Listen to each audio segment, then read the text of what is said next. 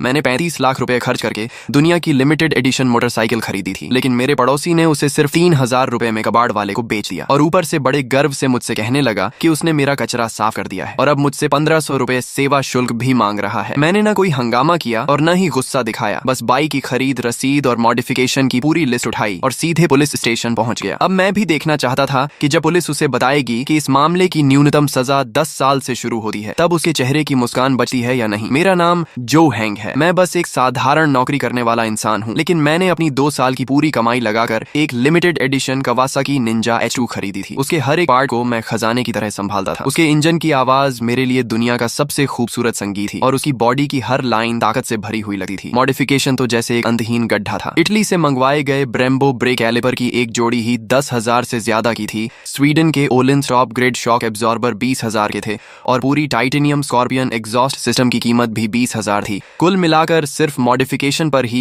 1,20,000 रुपए से ज्यादा खर्च हो चुके थे। ये बाइक सिर्फ एक वाहन नहीं थी, ये मेरी जवानी की याद थी, साधारण जिंदगी से लड़ने का मेरा सबसे बड़ा सहारा थी। मैंने उसे बिल्डिंग के नीचे एक ऐसे कोने में पार्क किया था जहां किसी को कोई परेशानी नहीं होती थी। हर शाम ऑफिस से लौटकर मैं पहले उसे साफ करता था, फिर ऊपर अपने घर जाता था। बाइक पार्क करने के तीसरे दिन मुझे एक फोन आया। कॉल मेरे पड़ोसी वांग जियानजुन की थी। वह मेरे सामने वाले फ्लैट में रहता था। लगभग 50 साल का रिटायर्ड मजदूर था और हमेशा दूसरों के मामलों में टांग अड़ाने का शौकीन था। किसने समय पर कचरा नहीं फेंका, किसने गाड़ी सही जगह पार्क नहीं की, हर बात में उसकी राय होती थी। लोग उसकी उम्र का सम्मान करते थे, इसलिए उससे बहस करने से बचते थे। हेलो, क्या तुम श्याओ झो हो? फोन उठाते ही उसकी आवाज में अजीब सा घमंड था। जी अंकल, मैं ही हूँ। कोई काम था? मैंने पूछा। नीचे जो मोटरसाइकिल खड़ी है वो तुम्हारी है ना? ये सुनते ही मेरा दिल धक से रह गया। हाँ, मेरी है। क्या हुआ? बहुत परेशानी कर रही थी। उसकी आवाज और ऊंची हो गई। हर दिन वहाँ खड़ी रहती थी, लोगों के चलने में दिक्कत होती थी। मैंने भौहें सिकोड़ ली। बाइक तो फूलों की क्यारी के पास एक खाली जगह पर खड़ी थी और किसी का रास्ता बिल्कुल नहीं रोकती थी। अंकल, वह जगह किसी को परेशान नहीं कर रही थी। क्या मतलब परेशान नहीं कर रही थी? मैं कह रहा हूँ तो कर रही थी। उसने मेरी बात बीच में ही काट दी। लेकिन चिंता मत करो, मैंने तुम्हारे लिए उसका इंतजाम कर दिया है। ये सुनते ही मेरे मन में बुरा अंदेशा पैदा हो गया। क्या मतलब इंतजाम कर दिया? मैंने पूछा। बेच दिया। उसकी आवाज में घमंड साफ झलक रहा था। मेरा एक कबाड़ वाले दोस्त है, मैंने उसे बेच दिया। मेरा दिमाग सुन्न हो गया। मैंने तुम्हारी बाइक बेच दी। क्या बुरा किया? 2 पहिए और लोहे के कुछ टुकड़े ही तो थे। 3,000 रुपए मिल गए। तुम्हें तो मेरा शुक्रिया अदा करना चाहिए। मेरी 35 लाख की बाइक उसकी नजर में सिर्फ 3,000 की कबाड़ थी और ऊपर से मुझे उसका धन्यवाद भी करना था। मैंने फोन कसकर पकड़ लिया। मेरी उंगलियों के जोड़ सफेद पड़ गए, लेकिन मैंने खुद को शांत रखा। गुस्सा एक पल में चरम पर पहुंचा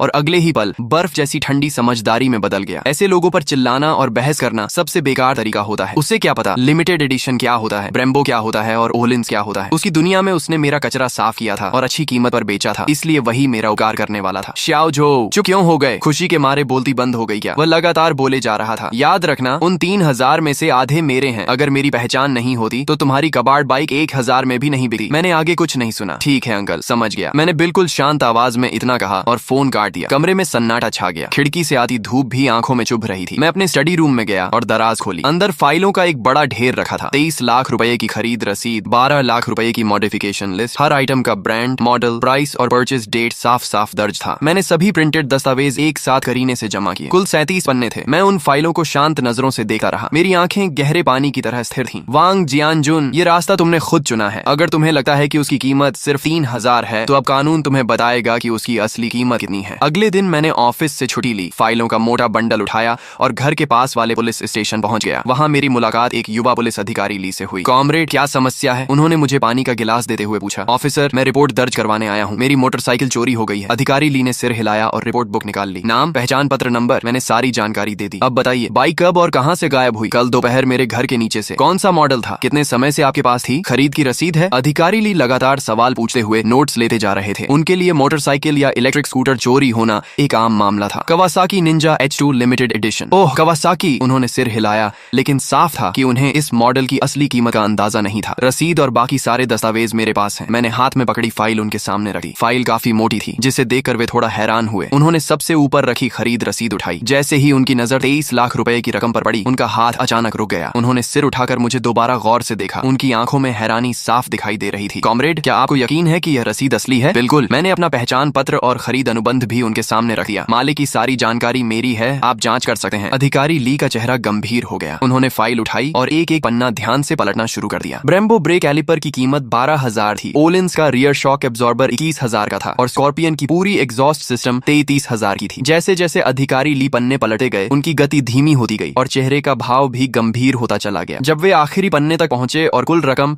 3,54,000 रुपए देखी तो उन्होंने गहरी सांस खींच ली। उनके पास बैठे एक उम्रदराज पुलिस अधिकारी भी आगे झुककर फाइल देखने लगे। कुछ देर बाद अधिकारी ली बोले, मुझे इस मामले की जानकारी हमारे स्टेशन इंचार्ज को देनी होगी। ये कहकर वे फाइल उठाकर जल्दी जल्दी स्टेशन इंचार्ज के ऑफिस की ओर चले गए। मुझे पता था कि मामला अब उसी दिशा में जा रहा है जिसकी मैंने उम्मीद की थी। कुछ हजार रुपए की बाइक चोरी होना और 3.5 लाख रुपए की बाइक चोरी होना पुलिस की नजर में दो बिल्कुल अलग स्तर की घटनाएं थी। पहले मामले में शायद सिर्फ रिपोर्ट लिखी जाती और आपको घर जाकर इंतजार करने को कहा जाता, लेकिन दूसरे मामले में स्पेशल इन्वेस्टिगेशन टीम बनती और तय समय में केस सुलझाने का दबाव होता। कुछ मिनट बाद एक मध्यम उम्र के अधिकारी जिनके कंधे पर 2 पट्टियां और एक सितारा लगा था, अधिकारी ली के साथ बाहर आए। आप मिस्टर जो हैं? उन्होंने पूछा। जी, मैंने खड़े होकर जवाब दिया। मैं इस थाने का प्रभारी हूँ, मेरा नाम झांग है। नमस्ते इंस्पेक्टर झांग, मैंने सम्मान से कहा। अधिकारी ली ने मुझे सारी जानकारी दे दी है। उन्होंने मेज पर रखी फाइलों की ओर इशारा किया। इन सभी दस्तावेजों की कॉपी सबूत के तौर पर रखी जाएगी। आपका मामला बहुत बड़ा है और इसकी प्रकृति भी गंभीर है। हमारा थाना इसे बेहद गंभीरता से ले रहा है। हम तुरंत एक स्पेशल टीम बनाकर जांच शुरू करेंगे और जल्द से जल्द आपकी बाइक वापस लाने की कोशिश करेंगे। मैंने सिर हिलाकर धन्यवाद दिया और फिर कहा, लेकिन जिसने मेरी बाइक ली है शायद मैं जानता हूँ कि वह कौन है। यह सुनते ही इंस्पेक्टर झांग की आंखें चमक उठी। कौन? उन्होंने तुरंत पूछा। मेरा पड़ोसी वांग जियानजुन। इसके बाद मैंने पिछली शाम फोन पर हुई पूरी बातचीत शब्दशः उन्हें सुना दी। मेरी बात खत्म होते ही कमरे में सन्नाटा छा गया। इंस्पेक्टर झांग की भौहें कसकर सिकुड़ गईं। तुम कहना चाहते हो कि तुम्हारे पड़ोसी ने 3.5 लाख रुपए की बाइक को कबाड़ समझकर 3,000 रुपए में बेच दिया? जी, फोन पर उसने यही कहा था। और उसने तुमसे उन 3,000 में से 1,500 रुपए भी मांगे? जी। इंस्पेक्टर झांग कुछ पल चुप रहे। इतने साल पुलिस सेवा में रहने के बावजूद शायद उन्होंने भी ऐसा अजीब मामला कभी नहीं देखा था। ये सिर्फ चोरी नहीं थी, ये मूर्खता, लालच और अज्ञानता का मिश्रण था। अधिकारी ली ने बगल में बैठे वरिष्ठ पुलिसकर्मी से धीरे से पूछा, सर, यह चोरी का मामला है, गबन का है या किसी और की संपत्ति को अवैध रूप से बेचने का? बुजुर्ग अधिकारी ने सिर हिलाया। जो भी हो, रकम 3 लाख से ज्यादा है। इतनी बड़ी राशि में सजा कम से कम 10 साल से शुरू होती है। उनके मुंह से निकला 10 साल। मेरे कानों में अलग ही वजन लेकर गूंजा। वह सिर्फ एक संख्या नहीं थी, वह न्याय का भार था। इंस्पेक्टर झांग ने तुरंत फोन उठाया और आदेश दिया, सभी यूनिट ध्यान दें, 3 मिनट में नीचे इकट्ठा हों, हम मौके पर जा रहे हैं। फिर उन्होंने मेरी ओर देखकर कहा, मिस्टर जो, आपने बहुत समझदारी दिखाई। आपने निजी झगड़ा करने के बजाय कानून पर भरोसा किया। यही सबसे सही तरीका था। अब आगे का काम हमें करने दीजिए। मैंने सिर हिलाया। मुझे पता था कि असली तमाशा अब शुरू होने वाला था। ऑफिस से बाहर निकलते ही मैंने देखा कि कई पुलिसकर्मी तैयार खड़े थे। अधिकारी ली ने मेरी ओर देखकर कहा, चलो इस वांग जियानजुन से मिलते हैं। पुलिस की गाड़ी बिना सायरन बजाए चुपचाप हमारे अपार्टमेंट के नीचे आकर रुकी। मैं, इंस्पेक्टर झांग, अधिकारी ली और 2 अन्य पुलिसकर्मी गाड़ी से उतरे। दोपहर का समय था। सोसाइटी में कई बुजुर्ग और बच्चे घूम रहे थे। जैसे ही लोगों ने पुलिस वालों को हमारी बिल्डिंग की ओर जाते देखा, सबकी नजरें हमारी तरफ मुड़ गईं। हम सीढ़ियां चढ़कर वांग जियानजुन के घर के सामने पहुंचे। अधिकारी ली ने दरवाजा खटखटाया। कौन है? अंदर से उसकी चिड़ी हुई आवाज आई। पुलिस, दरवाजा खोलो। अधिकारी ली की आवाज साफ और मजबूत थी। अंदर अचानक सन्नाटा छा गया। करीब 10 सेकंड बाद दरवाजा थोड़ा सा खुला। वांग जियानजुन ने आधा चेहरा बाहर निकाला। जैसे ही उसने पुलिस वालों और उनके पीछे खड़े मुझे देखा, वह एक पल के लिए स्तब्ध रह गया। अधिकारी साहब, आप लोग किसे ढूंढ रहे हैं? उसने बनावटी मासूमियत से पूछा। इंस्पेक्टर झांग आगे बढ़े और अपना पहचान पत्र दिखाया। एक चोरी के मामले में तुमसे पूछताछ करनी है। चोरी? उसकी आंखें तेजी से घूमी। फिर उसने दरवाजा पूरा खोल दिया और मेरी ओर उंगली दिखाते हुए जोर से बोला, अरे, अगर उस कबाड़ बाई की बात है तो आपको मेरा पक्ष भी सुनना चाहिए। मैंने तो भलाई की थी, नीचे बेकार जगह घेर कर रखी थी, इसलिए मैंने उसे हटवा दिया। अब यह लड़का उल्टा पुलिस बुला लाया। बताइए, क्या कोई ऐसे एहसान का बदला देता है? वह ऐसे बोल रहा था जैसे असली पीड़ित वही हो। शोर सुनकर आसपास के पड़ोसी भी बाहर निकल आए। क्या हुआ? इतनी पुलिस क्यों आई है? सुना है बाइक का मामला है। वही नई बाइक जो झो ने खरीदी थी। इतनी सुंदर बाइक कबाड़ कैसे हो गई? लोग आपस में फुसफुसाने लगे। मैं अब भी चुपचाप खड़ा था और उसे बोलने दे रहा था। इंस्पेक्टर झांग ने बिना भाव बदले पूछा, वांग जियानजुन, हमारे कुछ सवाल हैं, सच सच जवाब देना। क्या वह बाइक तुमने बेची थी? हाँ, मैंने बेची थी, उसने सीना ठोके हुए कहा। 3,000 रुपए में बेची और आधे पैसे इसे देने वाला था, लेकिन इसने तो सीधे पुलिस बुला ली। किसने तुम्हें किसी और की संपत्ति बेचने का अधिकार दिया? इंस्पेक्टर झांग की आवाज ठंडी हो गई। अधिकार? वह बाइक सार्वजनिक जगह घेर कर खड़ी थी। मैं भी इस सोसाइटी का निवासी हूँ, इसलिए मुझे उसे हटाने का हक है और मैंने तो उसके लिए पैसे भी बनवा दिए। मैंने उसकी मदद की है। भीड़ में कई लोग हंस पड़े। ऐसी दलील उन्होंने पहले कभी नहीं सुनी थी। इंस्पेक्टर झांग ने बहस करने की जरूरत नहीं समझी। उन्होंने अधिकारी ली से एक दस्तावेज लिया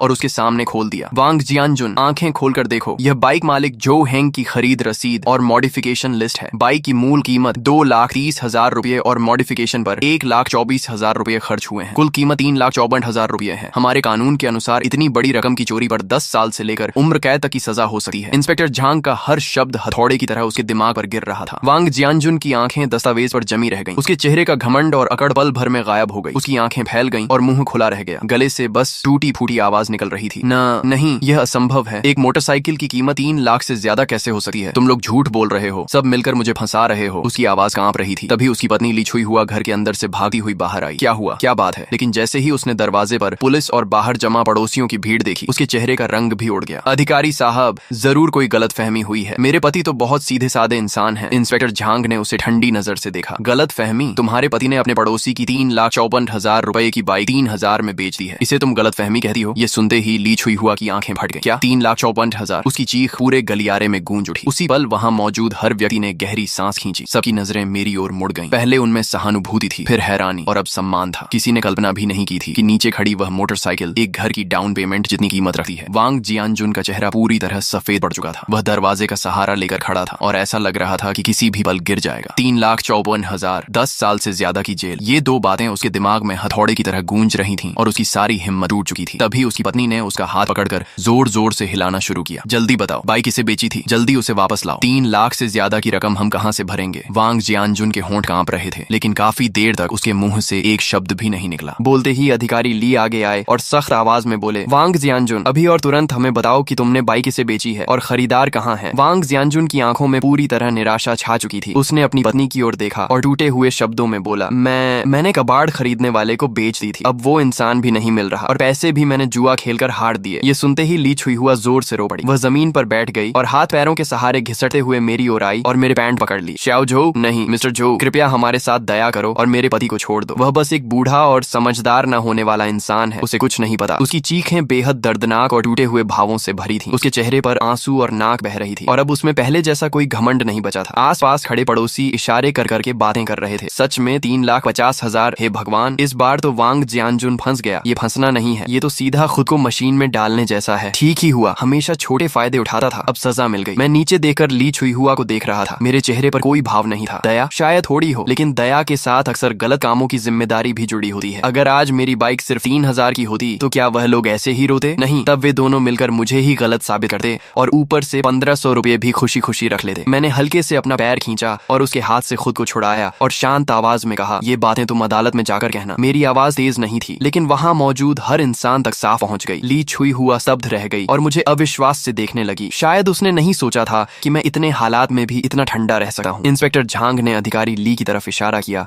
और ली और एक अन्य पुलिसकर्मी आगे आए और वांग जियानजुन को दोनों तरफ से पकड़ लिया। वांग जियानजुन, तुम पर चोरी का आरोप है, अब तुम्हें कानून के तहत पूछताछ के लिए थाने ले जाया जाता है, उन्होंने कहा और ठंडी हथकड़ी उसकी कलाई पर लगा दी। हथकड़ी की क्लिक आवाज उसके पूरे जीवन के अहंकार का अंतिम फैसला जैसी लग रही थी। वांग जियानजुन पूरी तरह टूट गया। उसे लगभग घसीटे हुए ले जाया जा रहा था और वह बड़बड़ा रहा था, नहीं, ऐसा नहीं हो सकता, ये 3 लाख से ज्यादा कैसे हो सकती है? ली छुई हुआ आगे भागने की कोशिश करने लगी, लेकिन एक महिला पुलिसकर्मी ने उसे रोक दिया। आप लोग उसे नहीं पकड़ सकते, वह बूढ़ा है, उसकी तबीयत ठीक नहीं है। इंस्पेक्टर झांग ने गंभीर आवाज में कहा, यह कानून का राज्य है, यहाँ उम्र का बहाना नहीं चलता। उसने अपराध किया है, उसे जिम्मेदारी लेनी होगी। अब रोना बंद करो और सबसे पहले उस खरीदार को ढूंढने की कोशिश करो और बाइक वापस लाओ। यही तुम्हारे पास सजा कम करने का एकमात्र रास्ता है। इसके बाद वह मेरी तरफ मुड़े और बोले, मिस्टर जो, आप भी हमारे साथ आने चलकर बयान दीजिए। मैंने सिर हिलाया और हम सब लोगों की भीड़ के सामने नीचे उतर आए। नीचे पहले से ही पूरी सोसाइटी जमा थी। जैसे ही लोगों ने वांग जियानजुन को हथकड़ी में बाहर आते देखा, भीड़ में हलचल मच गई। मैं पीछे पीछे चल रहा था, मेरा चेहरा शांत था। मैंने लोगों की बातें सुनी। ये लड़का तो बहुत सख्त निकला, कोई रहम नहीं किया। सख्त क्या? अगर तुम्हारी 30 लाख की चीज होती तो तुम क्या करते? सही किया, ऐसे आदमी पर नरमी नहीं होनी चाहिए। मैं लगभग हंस ही पड़ा। सच में, जैसा बाप वैसा बेटा। उसके बाप ने 35 लाख की बाइक को 3,000 में बेच दिया और उसे लगता है कि 5,000 युआन देकर सब कुछ निपटा देगा। तुम्हें लगता है मेरी बाइक की कीमत सिर्फ 5,000 है? एक मोटरसाइकिल की आखिर कितनी कीमत होगी? 5,000 कम नहीं होते। वांग बिन की आवाज बेहद अधीर थी। ज्यादा नखरे मत दिखाओ, मैं बता रहा हूँ, अगर मेरे पापा को कुछ भी हुआ तो तुम्हारा भी अच्छा नहीं होगा। यह एक खुली धमकी थी। मुझे गुस्सा नहीं आया, बल्कि मैं मुस्कुरा दिया। ठीक है, मैं इंतजार करूंगा। और हाँ, तुम्हें एक बात याद दिला दूं, तुम्हारी ये कॉल कंप्लेनेंट को धमकाने और जुडिशियल फेयरनेस में बाधा डालने के दायरे में आती है और मैंने पूरी रिकॉर्डिंग भी कर रखी है। इतना कहकर मैंने सीधे फोन काट दिया। फोन के दूसरी तरफ वांग बिन का चेहरा शायद हरा पड़ गया होगा। मैंने मोबाइल की रिकॉर्डिंग स्टेशन इंचार्ज झांग के सामने चला दी। झांग साहब का चेहरा तुरंत इतना गंभीर हो गया मानो उससे पानी टपकने लगे। बहुत बढ़िया, क्या परिवार है। बूढ़ा अज्ञान और बेखौफ, छोटा घमंडी और दबंग, ये लोग खुलेआम कानून को चुनौती दे रहे हैं। उन्होंने वॉकी टॉकी उठाया और ठंडी आवाज में आदेश दिया, टेक्निकल टीम, अभी इसी नंबर की लोकेशन ट्रेस करो। एक्शन टीम तैयार रहे। आज मैं पूरे परिवार को सीधा अंदर भेजूंगा। सीसीटीवी फुटेज जल्दी ही निकाल ली गई। झांग साहब के गुस्से की वजह से पुलिस स्टेशन की एफिशिएंसी अपने चरम पर पहुंच गई थी। कॉलोनी के गेट वाले कैमरे में कल दोपहर का दृश्य साफ दिखाई दे रहा था। एक पुरानी इलेक्ट्रिक 3 व्हीलर एक तिरपाल से ढकी मोटरसाइकिल को लादे धीरे धीरे इलाके से बाहर निकल रही थी। हालांकि बाइक ढकी हुई थी, लेकिन उसका खास शेप और साइज साफ बता रहा था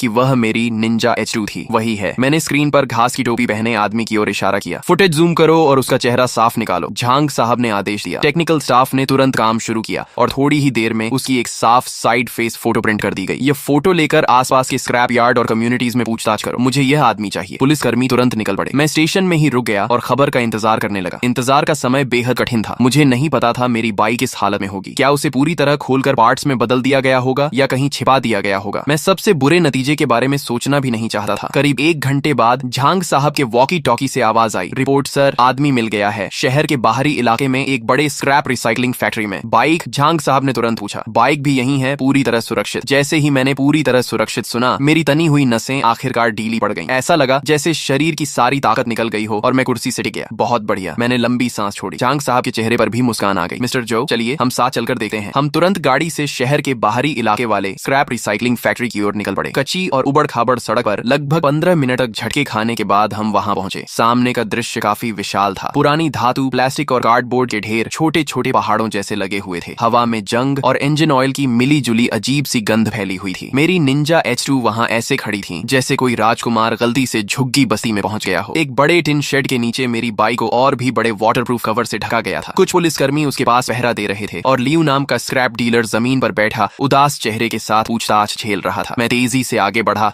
और एक झटके में कवर हटा दिया। वही परिचित कवासाकी ग्रीन रंग फिर से मेरी आंखों के सामने था। बाइक थोड़ी गंदी हो गई थी, उस पर धूल जमी हुई थी। बाएं साइड मिरर पर हल्की सी खरोंच थी। इसके अलावा सब कुछ ठीक था। Brembo brake calipers, Olin suspension और अक्रापोविच एग्जॉस्ट सब अपनी जगह मौजूद थे। मैंने हाथ बढ़ाकर बाइक की ठंडी बॉडी को हल्के से छुआ। दिल में अनगिनत भाव उमड़ पड़े। ऐसा लग रहा था जैसे कोई खोया हुआ खजाना वापस मिल गया हो। ऑफिसर ली उस समय बॉस लियू का बयान लिख रहे थे। बताओ क्या हुआ था? लियू रोने जैसा चेहरा बनाकर बोला, ऑफिसर मैं बेगुनाह हूँ। उस वांग नाम के आदमी ने कसम खाकर कहा था कि यह उसके बेटे की बेकार पड़ी टूटी फूटी बाइक है जो जगह घेर रही है और वह इसे हटवाना चाहता है। मुझे बाइक अच्छी लगी तो मैंने एक सवाल पूछ लिया। उसने कहा 3000 युआन दो और अभी ले जाओ। मुझे भी शक हुआ था। ये बाइक किसी भी तरह कबाड़ नहीं लग रही थी, लेकिन मैंने सोचा मुफ्त का मौका है, छोड़ना बेवकूफी होगी, इसलिए मैंने उसे 3000 दिए और बाइक ले आया। ऑफिसर ली ने ठंडी आवाज में कहा, यह साफ साफ स्टोलन प्रॉपर्टी खरीदने का मामला है। तुम जानते थे कि सामान की ओरिजिन संदिग्ध है, फिर भी सस्ते में खरीद लिया। लियू ने जल्दी से सफाई दी। मेरा ऐसा इरादा नहीं था। बाइक लाने के बाद मुझे भी लगने लगा कुछ गड़बड़ है। ये बाइक बहुत नई थी, इसके पार्ट्स में पहचान भी नहीं पा रहा था, लेकिन महसूस हो रहा था कि ये बेहद महंगे हैं। मैं एक स्क्रैप कलेक्टर हूँ, ऐसी चीज खोलने की हिम्मत कैसे करता। मैंने बस सोचा था पहले इसे छिपा देता हूँ, फिर मामला शांत होने पर किसी बाइक एक्सपर्ट से पूछूंगा और अच्छी कीमत पर बेचने की कोशिश करूंगा। मैं कसम खाता हूँ मैंने इंजन तक स्टार्ट नहीं किया। उसकी बातों ने दूसरी तरफ से मेरी बाइक की वैल्यू साबित कर दी। एक स्क्रैप कलेक्टर तक समझ गया था कि यह कोई साधारण बाइक नहीं है। सिर्फ वांग जियानजुन जैसा अज्ञानी और घमंडी इंसान ही इसे कबाड़ समझ सकता था। झांग साहब मेरे पास आए और मेरे कंधे पर हाथ रखा। मिस्टर जो, हमने अपना वादा निभा दिया, आपकी बाइक वापस मिल गई। धन्यवाद झांग साहब, और सभी ऑफिसर्स का भी बहुत बहुत धन्यवाद। मैंने दिल से उनका धन्यवाद किया। यह तो हमारा कर्तव्य है, झांग साहब ने कहा। अब यह बाइक केस से जुड़ा सबूत है, इसलिए फिलहाल हमारी कस्टडी में रहेगी। जब केस की सुनवाई पूरी हो जाएगी तब इसे आपको वापस सौंप दिया जाएगा। मैंने समझदारी से सिर हिलाया। इसके अलावा नुकसान सिर्फ खरोंच तक सीमित नहीं है। यह एक लिमिटेड एडिशन बाइक है। किसी भी गैर आधिकारिक तरीके से इसे हिलाने या स्टोर करने से इसकी पेंट सरफेस, इलेक्ट्रिकल सिस्टम और परफॉर्मेंस पर संभावित असर पड़ सकता है। इन सबकी प्रोफेशनल इंस्पेक्शन और असेसमेंट होनी चाहिए। मेरी बात सुनकर झांग साहब एक पल के लिए चौंके, फिर सिर हिलाया। तुम सही कह रहे हो, हम तुम्हारी राय पूरी तरह अप्रेजल एजेंसी तक पहुंचाएंगे। अब मामला लगभग खत्म हो चुका था। चोरी का सामान भी मिल गया था और आरोपी भी पकड़ लिए गए थे। वांग जियानजुन पर चोरी का आरोप लगभग तय हो चुका था। जहां तक बॉस लियू की बात ही, वह चोरी का सामान खरीदने के अपराध से नहीं बच सकता था, लेकिन क्योंकि उसने पूरा सहयोग किया था और बाइक भी सुरक्षित थी, इसलिए संभवतः उसे हल्की सजा मिलेगी। इसी दौरान दूसरी टीम के पुलिसकर्मियों से भी खबर आई। वांग जियानजुन का बेटा वांग बिन उसकी अपनी कंपनी में मिल गया था और उसे भी पुलिस स्टेशन लाया जा चुका था। झांग साहब ने मेरी तरफ देकर मुस्कुराते हुए कहा, मिस्टर जो, आज स्टेशन में काफी हलचल होने वाली है, चलिए वापस चलते हैं और देखते हैं कि उस लड़के के पास अब क्या कहने को बचा है। हम स्टेशन लौटे। अंदर प्रवेश करते ही मैंने देखा कि एक सूट पहना हुआ, बालों में चमकदार तेल लगाए एक युवा आदमी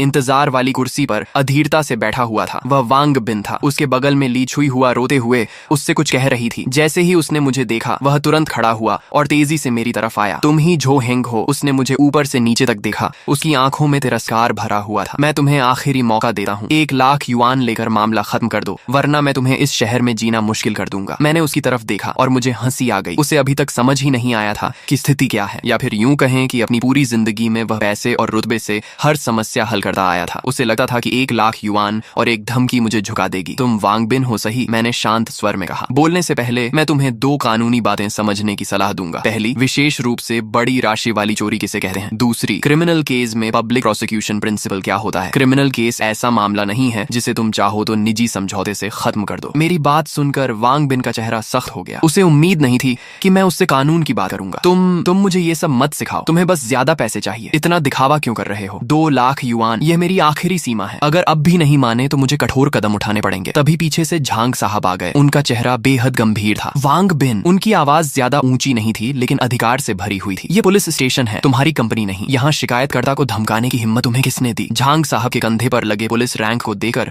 वांग बिन की अकड़ तुरंत आधी रह गई। मैंने उन्हें धमकाया नहीं, मैं तो बस समझौता करना चाहता था। समझौता? झांग साहब ने ठंडी हंसी हंसते हुए कहा, तुम्हारे पिता ने 35 लाख युआन की चीज चुराई और तुम 2 लाख युआन देकर समझौता करना चाहते हो। काफी समझदार हिसाब लगाते हो। और फोन पर मिस्टर जो को धमकाने वाली रिकॉर्डिंग भी हमारे पास मौजूद है। जुडिशियल फेयरनेस में बाधा डालने और मलिशियस डेफेमेशन का एक और आरोप जोड़ लो। लगता है तुम अपने पिता का साथ देने जेल जाना चाहते हो। झांग साहब की हर बात वांग बिन के दिल पर हथौड़े की तरह पड़ रही थी। उसके माथे पर ठंडा पसीना आ गया। आखिरकार उसे समझ में आया कि यह कोई छोटी मोटी परेशानी नहीं थी जैसी वह पहले संभालता आया था। उसके बगल में बैठी ली छुई हुआ तो डर के मारे रोना भी भूल चुकी थी और सिर्फ कांप रही थी। ऑफिसर, गलतफहमी है, सब गलतफहमी है। वांग बिन का स्वर अचानक नरम हो गया। उसने चेहरे पर जबरदस्ती मुस्कान लाने की कोशिश की जो रोने से भी ज्यादा बदसूरत लग रही थी। मैं अभी बिजनेस ट्रिप से लौटा हूँ, मुझे पूरी बात पता नहीं थी। गुस्से में गलती हो गई, कृपया बुरा मत मानिए। मेरे पिताजी ने जानबूझकर ऐसा नहीं किया, बस उम्र के कारण उनका दिमाग ठीक से काम नहीं कर रहा था। लेकिन झांग साहब उसकी बातों में आने वाले नहीं थे। जानबूझकर किया या नहीं इसका फैसला कानून करेगा। अभी वांग जियानजुन पर चोरी का आरोप है, लियू पर चोरी का सामान खरीदने का और तुम पर जुडिशियल फेयरनेस में बाधा डालने का। तुम सबकी जांच होगी। ऑफिसर ली, इन माँ बेटे को भी पूछताछ कक्ष में ले जाइए और अलग अलग पूछताछ कीजिए। ऑफिसर ली आगे बढ़े और उन्हें चलने का इशारा किया। वांग बिन का चेहरा पूरी तरह सफेद पड़ गया। उसने मदद की उम्मीद में मेरी तरफ देखा लेकिन मैंने केवल ऐसा भाव दिया मानो मैं कुछ नहीं कर सकता। अगर पहले समझदारी दिखाई होती तो आज यह दिन नहीं देखना पड़ता। जब उन्हें ले जाया गया तो ऑफिस आखिरकार शांत हो गया। झांग साहब ने मुझे एक गिलास पानी दिया। मिस्टर जो, आपको यह तमाशा देखना पड़ा। कोई बात नहीं, दुनिया बड़ी है और हर तरह के लोग होते हैं। झांग साहब ने आह भरी। सच है, यह परिवार जरूरत से ज्यादा बिगड़ चुका है। मैंने अभी वांग बिन की जांच करवाई है। उसकी खुद की एक छोटी कंपनी है और बाहर भी वह हमेशा दबंगई करता फिरता है। उसे लगता है कि पैसा हर समस्या हल कर सकता है। इस बार उसे लॉ बेस्ड सोसाइटी की अच्छी शिक्षा मिलेगी। इसके बाद सब कुछ तय प्रक्रिया के अनुसार चलता गया। वांग जियानजुन ने चोरी के अपराध को पूरी तरह स्वीकार कर लिया। बॉस लियू ने भी माना कि उसने लालच में आकर संदिग्ध स्रोत वाली बाइक सस्ते में खरीद ली थी। वांग बिन और ली छुई हुआ भी रिकॉर्डिंग और कानून के दबाव के सामने सारी सच्चाई बताने पर मजबूर हो गए। क्योंकि सबूतों की चेन पूरी थी और तथ्य स्पष्ट थे, इसलिए मामला जल्द ही प्रोसिक्यूटर ऑफिस को भेज दिया गया। उधर मैंने भी एक वकील नियुक्त कर लिया जो सिविल कॉम्पेंसेशन लॉ सूट संभालने वाला था। मेरी मांग बहुत सीधी थी। पहली, वांग जियानजुन की क्रिमिनल रिस्पॉन्सिबिलिटी तय हो और किसी भी हालत में उसे माफी न मिले। दूसरी, वह मेरी सारी आर्थिक हानि की भरपाई करे। इसमें बाइक की डिप्रिशिएशन कॉस्ट, प्रोफेशनल इंस्पेक्शन और रिपेयर फीस, साथ ही बाइक चोरी होने के दौरान मेरे ट्रांसपोर्टेशन एक्सपेंसेस भी शामिल थे। वकील ने मेरे सारे बिल्स और सबूतों की जांच के बाद अनुमान लगाया कि कॉम्पेंसेशन कम से कम 40 लाख युआन होगा, उससे कम नहीं। जब यह खबर वांग बिन तक पहुंची तो सुना गया कि उसने गुस्से में घर का एक एंटीक वेस तोड़ दिया। अगले कुछ दिनों में मैं पूरी कॉलोनी का मशहूर व्यक्ति बन गया। लोग मुझे सम्मान और डर के मिश्रण वाली नजरों से देखने लगे। अब कोई भी मेरे घर के सामने गलत तरीके से गाड़ी पार करने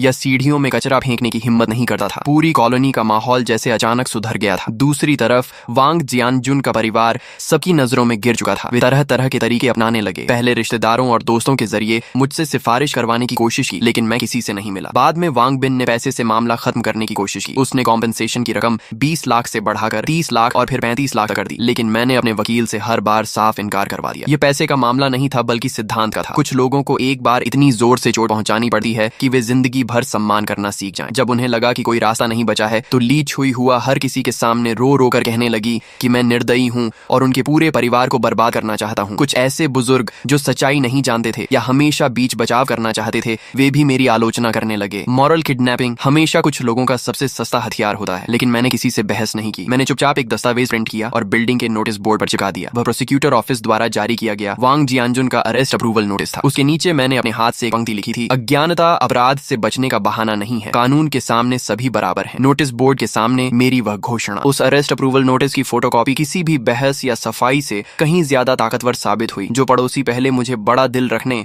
और माफ कर देने की सलाह दे रहे थे, अब वे मुझे देखते ही रास्ता बदल लेते थे। उनकी नजरों में सम्मान के साथ साथ एक हल्का सा डर भी था। वे मुझसे नहीं डरते थे बल्कि उस तरीके से डरते थे जिसमें मैं आम लोगों की तरह व्यवहार नहीं करता था, लेकिन फिर भी पूरी तरह कानून और तर्क के दायरे में रहता था। ली छुई हुआ का रोना धोना भी बंद हो गया। वह अब बिल्डिंग के नीचे बैठकर खुद को बेचारा साबित करने की कोशिश खुश नहीं करती थी, क्योंकि नोटिस बोर्ड के सामने से गुजरने वाला हर व्यक्ति उसे तिरस्कार भरी नजरों से देखता था। लेकिन मैं जानता था कि यह सिर्फ तूफान से पहले की शांति है। वांग परिवार इतनी आसानी से हार मानने वाला नहीं था, खासकर वांग बिन। वह ऐसा इंसान था जो हमेशा पैसे और ताकत से समस्याएं हल करता आया था। पुलिस स्टेशन से बाहर आने के बाद उसने एक बार भी मुझसे संपर्क नहीं किया। यह बिल्कुल असामान्य था। उसके स्वभाव के हिसाब से या तो वह बुरी तरह बौखला चुका होता या फिर किसी बड़े षड्यंत्र की तैयारी कर रहा होता। मैंने लापरवाही नहीं की। मैंने अपने वकील को फोन किया और वांग बिन को लेकर अपनी चिंता बताई। वकील ने मुझे सावधान रहने, अपनी पर्सनल सेफ्टी का ध्यान रखने और हर गतिविधि पर नजर रखने की सलाह दी। साथ ही उसने बताया कि क्रिमिनल केस अब प्रोसिक्यूटर ऑफिस के पब्लिक प्रोसिक्यूशन प्रोसेस में प्रवेश कर चुका है। वांग जियानजुन की जेल की सजा लगभग तय मानी जा रही थी। हमारी सिविल लॉ सूट भी आधिकारिक रूप से दाखिल की जा चुकी थी और अब सिर्फ सुनवाई का इंतजार था। ऊपर से देखने पर सब कुछ सही दिशा में बढ़ रहा था, लेकिन मेरे दिल की बेचैनी लगातार बढ़ती जा रही थी। सोमवार को मैं हमेशा की तरह ऑफिस काम पर गया। मैं जिस कंपनी में काम करता था वह एक मध्यम आकार की इंटरनेट एंटरप्राइज थी जो एंटरप्राइज सर्विसेज का काम करती थी। मैं वहाँ प्रोजेक्ट मैनेजर था। न बहुत बड़ा पद और न बहुत छोटा। काम काफी रहता था, लेकिन नौकरी सम्मानजनक थी। जैसे ही मैं ऑफिस पहुंचा मुझे माहौल कुछ अजीब लगा। सहकर्मी मुझे देकर नजरें चुरा रहे थे। कुछ लोग जो आमतौर पर मेरे काफी करीबी थे कुछ कहना चाहते थे, लेकिन कह नहीं पा रहे थे। मेरे दिल में अचानक एक झटका सा लगा। लगता है आखिरकार वह चाल चल दी गई थी। मैं अपनी सीट पर जाकर बैठा और कंप्यूटर चालू ही किया था कि एडमिनिस्ट्रेशन डिपार्टमेंट का एक कर्मचारी मेरे पास आया। जो हैंग, मिस्टर चेन आपको अपने ऑफिस में बुला रहे हैं। मिस्टर चेन हमारी कंपनी के मालिक थे। 40 साल से ऊपर उम्र, तेज दिमाग और बेहद सक्षम व्यक्ति। वह आमतौर पर मेरे जैसे स्तर के कर्मचारियों को सीधे अपने ऑफिस नहीं बुलाते थे। लगता है वांग बिन के हाथ अब कंपनी तक पहुंच चुके थे। मैंने गहरी सांस ली, अपने कपड़े ठीक किए और जनरल मैनेजर ऑफिस की तरफ चल पड़ा। ऑफिस का दरवाजा खुला हुआ था। मिस्टर चेन अपनी बड़ी कुर्सी पर बैठे थे। उनके चेहरे पर कोई खास भाव नहीं था। ये समझना मुश्किल था कि वह खुश हैं या नाराज। मिस्टर चेन, आपने बुलाया? मैंने पूछा। बैठो। उन्होंने सामने वाली कुर्सी की ओर इशारा किया। मैं बैठ गया और अपनी कमर सीधी रखी। मैंने खुद से कोई सफाई देने की कोशिश नहीं की, क्योंकि मुझे पता था कि मेरे आने से पहले वांग बिन अपनी तरफ की कहानी में खूब मिर्च मसाला लगाकर उन्हें सब कुछ बता चुका होगा। अब देखना यह था कि मिस्टर चेन किसकी बात पर भरोसा करते हैं। करीब आधा मिनट खामोशी रही। फिर आखिरकार मिस्टर चेन बोले, जो हैंग, आज मुझे एक फोन आया था दिंगशेंग ग्रुप के वांग बिन का। दिंगशेंग ग्रुप वांग बिन की कंपनी का नाम था। नाम सुनने में बड़ा लगता था, लेकिन असल में वह एक छोटी सप्लाई चेन कंपनी ही थी। हालांकि हाल ही में वे हमारी कंपनी के साथ एक कोऑपरेशन प्रोजेक्ट पर बातचीत कर रहे थे। अगर वह डील हो जाती तो हमारी कंपनी को अच्छा खासा ऑर्डर मिल सकता था। उसने मुझे तुम्हारे बारे में बहुत कुछ बताया। मिस्टर चेन की नजरें मेरे चेहरे पर टिक गईं,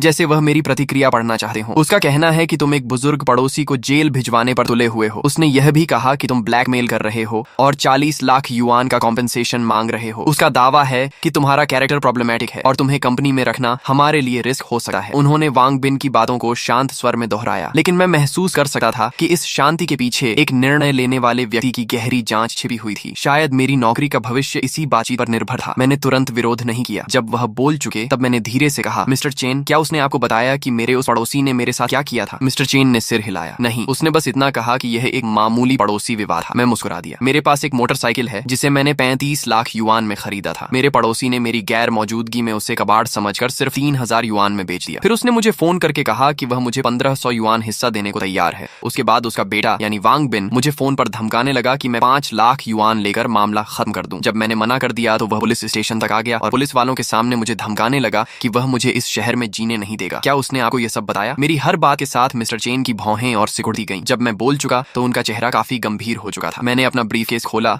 और वही दस्तावेज निकाले जो पहले पुलिस को दिए थे। बाइक की परचेस इनवॉइस, मॉडिफिकेशन लिस्ट और इंपोर्ट कस्टम्स डिक्लेरेशन। मैंने उन्हें धीरे से उनकी मेज पर रख दिया। फिर मैंने अपना मोबाइल निकाला और एक रिकॉर्डिंग चला दी। मैं बता रहा हूँ, अगर मेरे पापा को कुछ हुआ तो तुम्हारा भी अच्छा नहीं होगा। वांग बिन की घमंडी आवाज शांत ऑफिस में बेहद कर्कश लग रही थी। अब मिस्टर चेन के चेहरे को सिर्फ खराब नहीं कहा जा सकता था, वह पूरी तरह सख्त और गंभीर हो चुका था। उन्होंने मेज पर रखे दस्तावेज तेजी से पलटने शुरू किए। जब उनकी नजर उन महंगे मॉडिफिकेशन पार्ट्स की सूची पर गई तो उनकी आंखों में हैरानी की झलक दिखी। रिकॉर्डिंग खत्म होने के बाद उन्होंने सिर उठाकर मेरी तरफ देखा। उनकी नजरें बदल चुकी थीं। जो हैंग, तो तुम भी एक एंथुसियास्ट हो? मैं एक पल के लिए चौंका, लेकिन फिर समझ गया। मिस्टर चेन, क्या आपको भी गाड़ियों का शौक है? मिस्टर चेन मुस्कुराए। वह उठकर ऑफिस के एक कोने में रखी अलमारी तक गए और उसका दरवाजा खोला। अंदर फाइलें नहीं बल्कि कई शानदार कार मॉडल्स रखे हुए थे। उनमें से एक पोर्श 911 GT3 का मॉडल भी था। जब मैं जवान था तब मुझे भी गाड़ियों का बहुत शौक था। बाद में उम्र बढ़ी और समय कम हो गया। अब बस यही मॉडल्स बची हुई यादें हैं। उन्होंने पोर्श मॉडल उठाया और हल्के से उसकी धूल साफ की। Brembo brakes, all in suspension, इन चीजों के पीछे दो तरह के लोग पागल होते हैं, या तो बिना सोचे समझे दिखावा करने वाले, या फिर वे लोग जिन्हें मशीनों और परफॉर्मेंस से सच्चा प्यार होता है। मुझे लगता है तुम दूसरी श्रेणी में आते हो। ये कहते हुए वह मेरी ओर मुड़े। तुमने इस मामले को बहुत अच्छी तरह संभाला मूर्खता मूर्खता और घमंड का सामना हमेशा सबसे शांत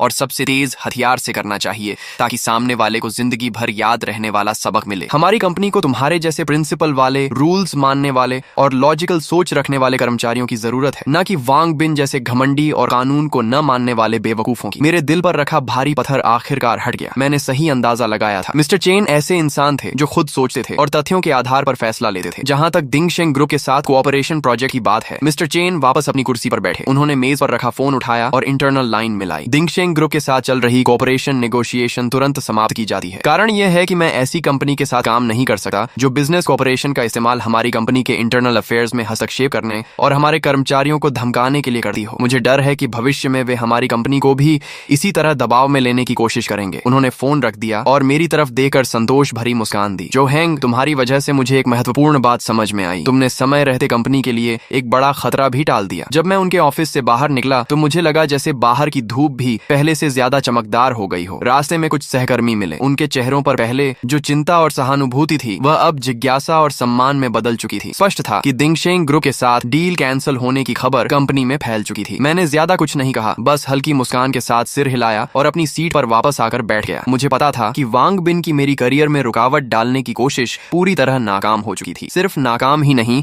उसने खुद अपने पैरों पर कुल्हाड़ी मार ली थी। उस जैसी छोटी कंपनी के लिए हमारी कंपनी एक बहुत महत्वपूर्ण पोटेंशियल क्लाइंट थी। यह कॉन्ट्रैक्ट खोना उसके लिए निश्चित रूप से भारी नुकसान था। उसी शाम मेरे वकील का फोन आया। मिस्टर जो, आपको एक अच्छी खबर दूं, आपकी बाइक की डैमेज असेसमेंट रिपोर्ट आ गई है और नतीजे हमारी उम्मीद से भी बेहतर हैं। उनकी आवाज में उत्साह साफ झलक रहा था। कैसे? मैंने पूछा। असेसमेंट एजेंसी ने बहुत प्रोफेशनल काम किया है। उन्होंने सिर्फ साइड मिरर की स्क्रैच रिपेयर कॉस्ट का ही आकलन नहीं किया, बल्कि हमारे उस तर्क को भी स्वीकार किया है कि लिमिटेड एडिशन व्हीकल को गैर आधिकारिक तरीके से हिलाने और स्टोर करने से संभावित नुकसान हो सकता है। रिपोर्ट में कहा गया है कि बाइक को गैर पेशेवर लोगों द्वारा गैर पेशेवर उपकरणों से ट्रांसपोर्ट किया गया और खराब माहौल में रखा गया, जिससे उसकी पेंट सरफेस पर कई सूक्ष्म स्क्रैचेस आई हैं जो सामान्य आंखों से दिखाई नहीं देती। साथ ही उसके प्रिसीजन इलेक्ट्रॉनिक सिस्टम्स में नमी और धूल जमा होने का भी जोखिम पैदा हुआ है। रिपोर्ट में पूरे वाहन की highest standard deep cleaning, maintenance और सिस्टम इंस्पेक्शन की सिफारिश की गई है। इन सभी खर्चों को जोड़ने पर डायरेक्ट इकोनॉमिक लॉस 48,000 युआन आंका गया है। उन्होंने थोड़ी देर रुकर आगे कहा, और यह तो सिर्फ शुरुआत है, इसमें वह हिडन लॉस शामिल नहीं है जो बाइक की चोरी की घटना के कारण सेकंड हैंड मार्केट वैल्यू में कमी के रूप में हुआ है। इस पर भी एक्सपर्ट्स ने ओपिनियन दिया है और अनुमान लगाया है कि बाइक की कीमत में 10% से 15% तक की गिरावट आई है। यानी सिर्फ वाहन के नुकसान के आधार पर ही हम कम से कम 80,000 युआन से अधिक कॉम्पेंसेशन क्लेम कर सकते हैं। मैं उनकी बात सुनते हुए मन ही मन उनकी प्रोफेशनलिज्म की और भी ज्यादा इज्जत करने लगा। वास्तव में प्रोफेशनल काम हमेशा प्रोफेशनल्स को ही सौंपना चाहिए, लेकिन वकील अभी रुके नहीं। और यह सबसे महत्वपूर्ण बात भी नहीं है। सबसे महत्वपूर्ण यह है कि यह रिपोर्ट क्रिमिनल केस की सेंटेंसिंग बेसिस के रूप में प्रोसिक्यूटर ऑफिस को भेजी जाएगी। पहले क्योंकि बाइक बरामद हो गई थी, इसीलिए कोर्ट सजा तय करते समय कुछ नरमी बरत सकता था, लेकिन अब जब यह साबित हो गया है कि इस घटना ने गंभीर परिणाम पैदा किए हैं, तो वांग जियानजुन का अपराध और मजबूत हो गया है। मुझे लगता है कि 10 साल से ज्यादा की सजा से वह बच नहीं पाएगा। फोन कटने के बाद मेरे मन में मिश्रित भावनाएं थीं। मैं कोई क्रूर इंसान नहीं था और न ही किसी को बर्बाद करने में मुझे आनंद आता था, लेकिन जिस क्षण वांग जियानजुन ने मेरी बाइक बेच दी थी, उसी क्षण उसने अपने लिए सबसे गंभीर परिणाम तय कर लिए थे। अज्ञानता और मूर्खता कभी भी अपराध से बचने का बहाना नहीं बन सकती। अगले कुछ दिनों तक वांग बिन पूरी तरह गायब रहा। मुझे खबर मिली कि दिंगशेंग ग्रुप की कैश फ्लो चेन में कुछ समस्याएं आने लगी हैं। मिस्टर चेन अपने बिजनेस सर्कल में काफी प्रभावशाली व्यक्ति थे। उन्होंने खुलकर कह दिया था कि वांग बिन का कैरेक्टर खराब है और उसके काम करने का कोई बॉटम लाइन नहीं है। नतीजतन कई कंपनियां जो पहले उसके साथ काम करने पर विचार कर रही थीं, अब रिस्क असेसमेंट दोबारा करने लगी थीं। बटरफ्लाई इफेक्ट धीरे धीरे सामने आने लगा था। शायद वांग बिन इस समय इतनी समस्याओं में घिर चुका था कि मेरे पीछे पड़ने का समय ही नहीं बचा था। उधर ली छुई हुआ ने भी मानो किस्मत के आगे हार मान ली थी। वह न तो फिर कभी दिखाई दी और न ही किसी को सिफारिश के लिए भेजा। दुनिया का नियम ही यही है, जब आप पर्याप्त दृढ़ता और सिद्धांत दिखाते हैं तो परेशान करने वाले लोग अपने आप दूर हो जाते हैं। सिविल लॉ सूट की सुनवाई 1 महीने बाद तय हुई, जबकि वांग जियानजुन का क्रिमिनल ट्रायल उससे पहले शुरू हो गया। सुनवाई वाले दिन मैं विक्टिम के रूप में कोर्ट में मौजूद था। वहां मैंने एक बार फिर वांग जियानजुन को देखा। सिर्फ 1 महीने के भीतर वह जैसे 10 साल बूढ़ा हो गया था। उसके आधे से ज्यादा बाल सफेद हो चुके थे, पीठ झुक गई थी और उसकी आंखों में डर और निराशा साफ दिखाई दे रही थी। जब प्रोसिक्यूटर ने इंडाइटमेंट पढ़ना शुरू किया और विस्तार से बताया कि उसने मेरी मोटरसाइकिल को कैसे अवैध रूप से बेचा और कैसे उसे गंभीर नुकसान पहुंचाया, तो उसका पूरा शरीर कांपने लगा। जब मेरे वकील ने 35 लाख युआन की परचेस इनवॉइस और लगभग 50,000 युआन की डैमेज रिपोर्ट सबूत के रूप में पेश की, तो कोर्ट रूम में बैठे लोगों ने हैरानी से सांस खींच ली। वांग जियानजुन का डिफेंस लॉयर यह साबित करने की कोशिश कर रहा था कि उसके पास चोरी करने की सब्जेक्टिव इंटेंट नहीं थी और यह सिर्फ अज्ञानता में हुई गलती थी, लेकिन लोहे जैसे मजबूत सबूतों के सामने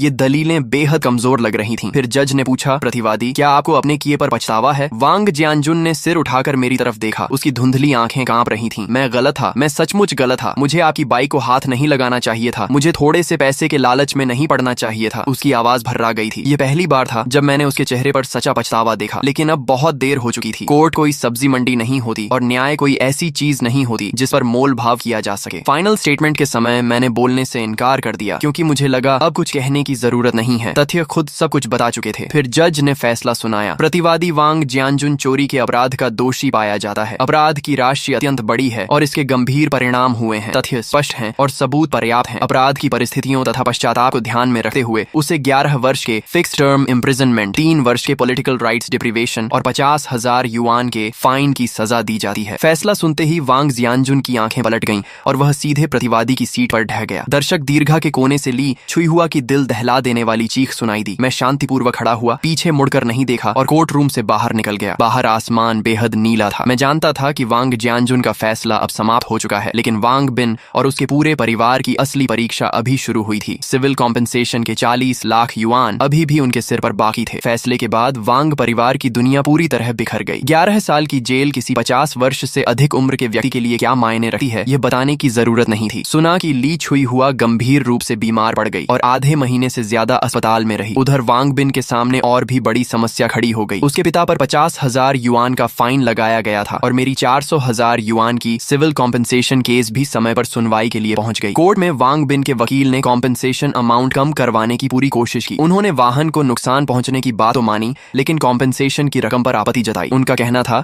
कि खासकर second hand market value reduction वाला हिस्सा केवल अनुमान है और उसका कोई कानूनी आधार नहीं है। लेकिन मेरे वकील बिल्कुल शांत रहे। उन्होंने एक नया सबूत पेश किया। देश की सबसे प्रतिष्ठित यूज्ड व्हीकल असेसमेंट एजेंसी द्वारा जारी की गई प्रोफेशनल इवैल्यूएशन रिपोर्ट। उस रिपोर्ट में विस्तार से बताया गया था कि मेरी लिमिटेड एडिशन निंजा H2 को चोरी किए जाने और लंबे समय तक खराब वातावरण में रखने के कारण उसकी कलेक्शन वैल्यू और मार्केट सर्कुलेशन वैल्यू को स्थायी नुकसान पहुंचा है। रिपोर्ट का निष्कर्ष था कि उसकी वैल्यू लॉस लगभग 80,000 से 120,000 युआन के बीच है। हमने बीच का आंकड़ा लेते हुए 100,000 युआन का दावा किया। ये रिपोर्ट किसी भारी मुक्के की तरह साबित हुई जिसने विपक्षी वकील की बची खुची उम्मीदों को भी चकनाचूर कर दिया। अंततः कोर्ट ने लगभग पूरी तरह मेरे दावों का समर्थन किया और फैसला सुनाया कि वांग जियानजुन और उसके परिवार को मेरी सभी आर्थिक हानियों की भरपाई करनी होगी। कुल कॉम्पेंसेशन अमाउंट 366,000 युआन तय की गई। पहले से लगाए गए 50,000 युआन के क्रिमिनल फाइन को जोड़ दिया जाए तो वांग परिवार को कुल मिलाकर 430,000 युआन से ज्यादा की रकम चुकानी थी। एक साधारण नौकरी पेशा परिवार के लिए यह रकम किसी पहाड़ से कम नहीं थी और वांग बिन के लिए तो यह ऐसा झटका था जिससे उबरना आसान नहीं था। फैसला आने के अगले ही दिन से उसने अपनी संपत्ति बेचनी शुरू कर दी। उनका वह पुराना घर जिसमें वे 20 साल से ज्यादा समय से रह रहे थे, बिक्री के लिए बाजार में डाल दिया गया। ली छुई हुआ के गहने, उसकी BMW कार और यहाँ तक कि उसकी कंपनी के महंगे ऑफिस इक्विपमेंट तक सेकंड हैंड वेबसाइट्स पर बेचने के लिए डाल दिए गए।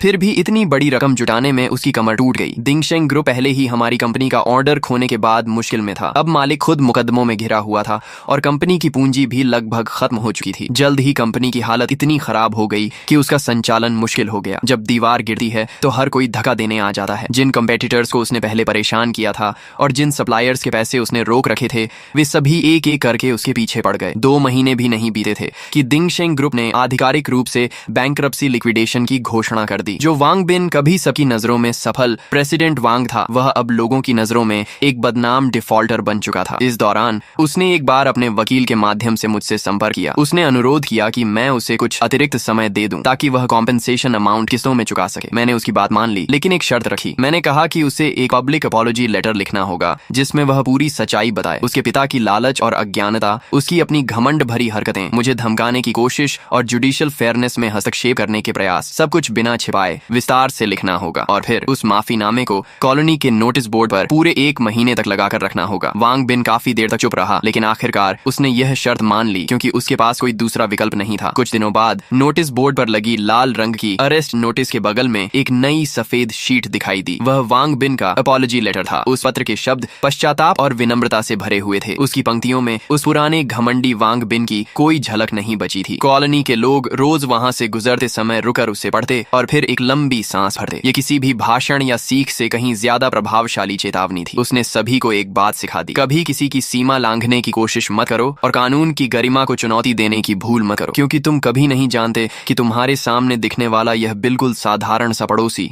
असल में किस ताकत और किस सिद्धांत के सहारे खड़ा है। मेरी मोटरसाइकिल भी आखिरकार पुलिस स्टेशन से वापस मिल गई। मैं उसे शहर के सबसे अच्छे सर्विस सेंटर में ले गया और वहां उसकी सबसे कॉम्प्रिहेंसिव मेंटेनेंस और रेस्टोरेशन करवाई। कॉम्पेंसेशन के पैसों का एक हिस्सा उसी में खर्च हो गया और बाकी रकम मैंने बचा कर रख दी। जिंदगी मानो फिर से अपने पुराने रास्ते पर लौट आई थी। मैं अब भी वही साधारण प्रोजेक्ट मैनेजर था जो हर दिन मेट्रो पकड़कर ऑफिस जाता था। लेकिन जब मैं दोबारा अपनी कवासाकी निंजा H2 पर बैठा, थ्रॉटल घुमाया और उस परिचित इंजन रोर को सुना तो मेरा मन पहले जैसा नहीं रहा था। अब वह बाइक सिर्फ साधारण जिंदगी के खिलाफ मेरा हथियार नहीं थी, बल्कि मेरे सिद्धांतों पर टिके रहने और न्याय की रक्षा करने का एक मेडल बन चुकी थी। एक शाम मैं शहर की एक्सप्रेसवे पर बाइक चला रहा था कि हेलमेट के ब्लूटूथ ईयरफोन में फोन बज उठा। कॉल मिस्टर चेन की थी। जो हैंग, कहाँ हो? उन्होंने पूछा। सर, बाहर बाइक चला रहा हूँ, मैंने जवाब दिया। तुम्हें एक अच्छी खबर देनी है। उनकी आवाज बेहद खुश लग रही थी। वांग बिन वाला प्रोजेक्ट तो कैंसिल हो गया था ना, लेकिन उस प्रोजेक्ट की क्लाइंट कंपनी को हमारी कंपनी में काफी दिलचस्पी हो गई है। उन्होंने सुना कि हमने अपने एम्प्लॉय की रक्षा के लिए कोऑपरेशन छोड़ दी और वे हमारी कॉर्पोरेट कल्चर से बहुत प्रभावित हुए। आज उन्होंने आधिकारिक रूप से हमारे साथ कॉन्ट्रैक्ट साइन कर लिया है। कॉन्ट्रैक्ट अमाउंट वांग बिन वाले प्रोजेक्ट से 3 गुना बड़ा है और सबसे मजेदार बात, उनकी कंपनी के बॉस एक सीनियर मोटरसाइकिल एंथुसियास्ट हैं। उन्होंने खास तौर पर तुम्हें मिलने के लिए कहा है। कह रहे थे कि ओलिन सस्पेंशन ट्यूनिंग पर तुमसे चर्चा करनी है। फोन पर मिला। यह निमंत्रण मेरे लिए अप्रत्याशित था, लेकिन मैं जल्दी ही समझ गया कि शायद यह मेरी जिंदगी का एक बड़ा अवसर हो सकता है। ठीक है सर, मैं कभी भी उपलब्ध हूँ, मैंने कहा। मिस्टर चेन हंस पड़े। अच्छा, मैं तुम्हें बाद में वीचैट पर एड्रेस भेजता हूँ, अच्छे से तैयार होकर आना, हमारी कंपनी की इज्जत मत डुबो देना। फोन कट गया और मेरे दिल में एक गर्माहट सी भर गई। उनकी बातें मजाकिया जरूर थीं, लेकिन उनमें अपनापन साफ झलक रहा था। उन्होंने मुझे सिर्फ एक एम्प्लॉई नहीं बल्कि ऐसा इंसान माना था जिसे आगे बढ़ाना और सही लोगों से मिलवाना चाहिए। ऐसा विश्वास पैसे से नहीं खरीदा जा सकता। शुक्रवार शाम 7 बजे मैं मिस्टर चेन द्वारा भेजे गए एड्रेस पर पहुंचा। वह शहर के बीचों बीच स्थित एक टॉप लेवल प्राइवेट क्लब था। बाहर कोई साइन बोर्ड नहीं था, सिर्फ एक भारी एबनी वुड डोर थी। दरवाजे पर खड़े अटेंडेंट ने विनम्रता से मेरी पहचान की पुष्टि की और फिर मुझे अंदर ले गया। क्लब का इंटीरियर लो की लेकिन बेहद लग्जूरियस था। हर छोटी बड़ी डिटेल असाधारण टेस्ट को दर्शा रही थी। मिस्टर चेन गुआनलान नाम के प्राइवेट रूम में मेरा इंतजार कर रहे थे। जब मैंने दरवाजा खोला तो देखा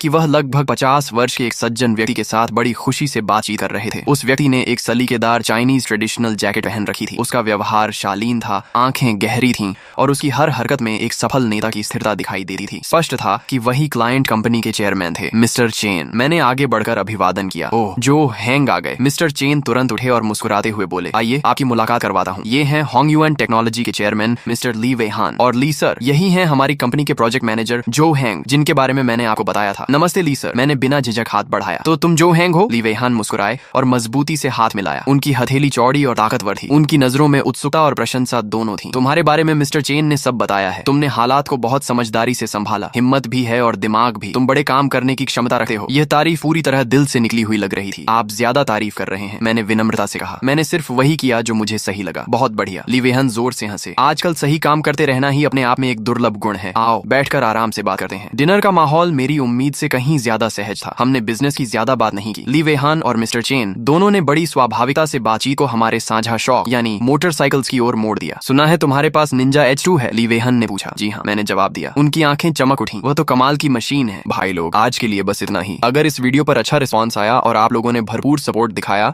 तो मैं कल ही इसका नेक्स्ट पार्ट अपलोड कर दूंगा। वीडियो पसंद आई हो तो लाइक कर देना, चैनल सब्सक्राइब कर लेना और कमेंट में जरूर बताना कि आपको स्टोरी कैसी लगी। मिलते हैं नेक्स्ट पार्ट में।